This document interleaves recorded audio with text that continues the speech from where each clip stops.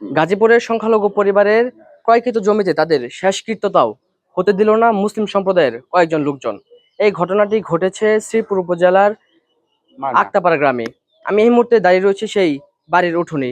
এখানে রাতব্যাপী যেই আহ সনাতন ধর্মের একজন মহিলা মনিকা নামের একজন মহিলা মারা গিয়েছিল, তার লাশ কিন্তু নিয়ে সারা রাত তারা উঠোনে বসেছিল এবং কোথায় দাফন করবে সেই স্থানটিও তারা কিন্তু খুঁজে পাচ্ছিল না। আমরা সরাসরি কথা বলবো নিহতের স্বজনদের সাথে, আসলে কেন তার দাফন হলো না।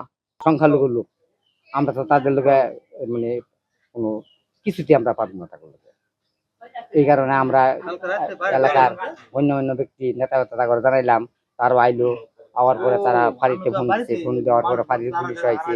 ফাঁড়ির পুলিশের সামনে বলে দরকার লাগে 5টা মার্ডার করবো, পুলিশ এটা সাক্ষী দিবে এবং জানে। আপনারা কি চান এখন? এটা আসলে সত্য বিচার। আর জায়গা নাই, হয়তো মরলে আমার 2-1 মরলে তো আমার এনে খাওয়া লাগবে। কইলাম যে এখন জায়গা যখন রাখছি তাহলে আমার মার এনে থই না। আমরা ঘর তো কইরা ফেলাইছি, মানে বেশি ঘর তো কইরা ফেলাইছি, তারা জিগাইলাম না খেলে আমরা। তার মা হয়েছে, হ্যাঁ হয়েছে, আয়া গারনে মেরে তুলে দিছে, সাফল কোদাল মোদাল ফেলাই দিছে। কয় এনে যদি গা তা করস একবার খুন করে লাম, নিজে লাশ হমু আর 2-4 লাশ বানাইলাম। খেত তোর কাছে বেচছি না, তোর খেত দিতাম না, টেহা তারা দেশ নাই, এক সময় কথা কয় এইভাবে লাগছে। খারাপের কথা কইলে তো লাভ নাই। এখন তো এইটাই তো মন খারাপ করে লাগছে। সারা রাত বই রয়েছি, তারপর 3 রাত থেকে, বিকাল 3 রাত থেকে সারা রাত।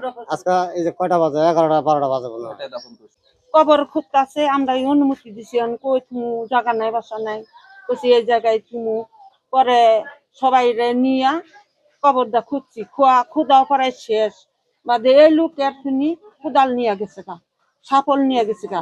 নিয়ার পরে আমি এই জায়গায় সেই শহীদ দিনিছে কবিরে নিয়ে হারে কয় কি কয় এই জায়গায় আমি একজন খুন করুম, বললাম নিজেই মরুম, এমন করে বললো। এই ইয়ার সামনে বললো, পুলিশের সামনে বললো। আপনি এখন কি চান? আমি এখন খেত চাই, আমি টাকা চাই না। আমি বলছে যে আমার কাছে যদি টাকা রেস্টি দিত বা টাকা আমার ব্যক্তি ফেরত দিত, আমি তাদের রেস্টি দিতাম, তাহলে তারা তাগর জায়গা ছিল। এখন তো আর তাগর জায়গা নাই। এখনো আমার জায়গা, আমার একটা স্টেম করছে, এখনো আমার জায়গা। তাদের জায়গা ওখানে ওই হারি না, যেদিন রেস্টি নিব ওই দিন তাদের জায়গা হইব না। আমরা তাদের উপর তো এই যে তারা হিন্দু আছে না, অনেক হিন্দু আছে। আমার তো জানার উচিত ছিল যে আমার জন খেত, আমি তো তোরা রেস্টিও দিই না, তুই আমার টাকা ফেরতও দেয় নাই। তো তারপর চিতা আছে ওইখানে, তো মানে তারা জোর দবস্ত করে আইনো তারা করবো। বিপদে পড়ছিল, বিপদে পড়ে আপনার জায়গাটা বিক্রি করছে আমার কাছে। হ্যাঁ, বিক্রি করার পরে আপনার 1,76,000 টাকা আপনার দেওয়া হয়েছে ওনাদেরকে। দেওয়ার পরে 24,000 টাকা বাকি আছে। এটা রেজিস্ট্রি অফিসে রেজিস্ট্রি করার পর আপনার দেওয়ার কথা ছিল ওদেরকে। এখন কালকে মনে করেন এই জায়গায় কবর খোদা হয়েছে, কবর খোদার মাঝে এরা আসা বাধা দিছে। এখানে অনেক বিশৃঙ্খল হয়েছে, তারপর শক্তি প্রয়োগ করছে তারা। তারপর সকালে ওটা ওই পাশে হাঁটু সমান জলের ভাত বান্ধা আপনার কবর দেওয়া হয়েছে। আসলে খুবই দুঃখজনক আমাদের, ঠিক আছে। এটা আপনার বিচার চাই। আমার ঠিক পাশেই দেখছেন একটি ধান ক্ষেত। ধান ক্ষেতের মধ্যে একজন কৃষক তার ধান রোপণ করবেন সেই প্রস্তুতি নিচ্ছেন, এবং পাশেই দেখছেন যে যে আদিবাসী মহিলাটি মারা গিয়েছে, তার কবর কিন্তু একদম গর্তের মধ্যে ধান ক্ষেতের সাথে রয়েছে।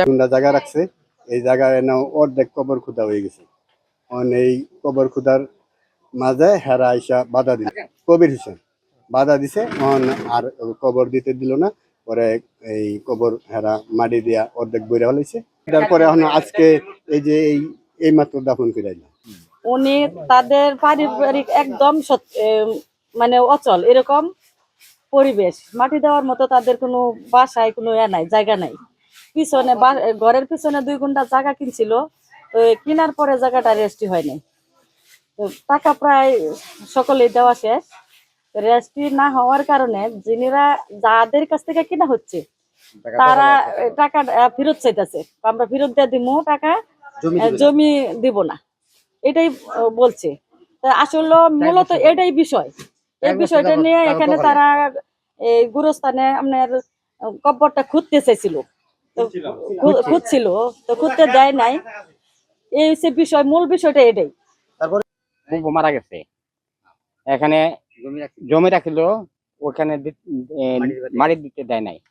তারপরে আমরা এইখানে ধান খেতেই দাপন করছি। অবশ্যই লাগতেছে। এরপরে আপনার চেয়ারম্যান জানালাম, সাবেক চেয়ারম্যান জানালাম, নেতা জানালাম, সবাই জানাইছি। তারপরে বললো যে আপনি আমার চাকরি দিয়ে দেন। দাফনের জায়গা না পেয়ে রাতভর বিচার সালিশ করে পুলিশ দিয়েও হয়নি কোনো সমাধান। শেষ পর্যন্ত এই অঞ্চলের সাবেক চেয়ারম্যান তার ধানি জমিতেই কিন্তু সেই আদিবাসী মহিলাকে কিন্তু রাখা হয়েছে দাফন করে। দেখছেন যে কি ধান ক্ষেতের মধ্যেই কিন্তু পানি সেচে তারপর এই কবরটি তারা স্থাপন করেছে। এলাকাবাসী যেমনটি বলছে যে তারা সংখ্যালঘু হওয়ায় মুসলমানদের সাথে কিন্তু তারা কোনোভাবে পেরিয়ে উঠছিল না। জমির টাকা একাধিকবার বিভিন্ন ভাবে দিয়ে স্টাম্পের মাধ্যমেও কিন্তু তারা কোনো আহ সুরাহা পাচ্ছেন না। এই ঘটনাটিতে কিন্তু এলাকা জুড়ে একটি ব্যাপক চাঞ্চল্যের সৃষ্টি হয়েছে। পানি ভর্তি ধানি জমিতে এভাবে দাফনের পর উঠেছে নানা প্রশ্ন। আমরা কি আদৌ মানুষ হব? মোহাম্মদ নাইম শেখ, বাংলা নিউজ 24, গাজীপুর।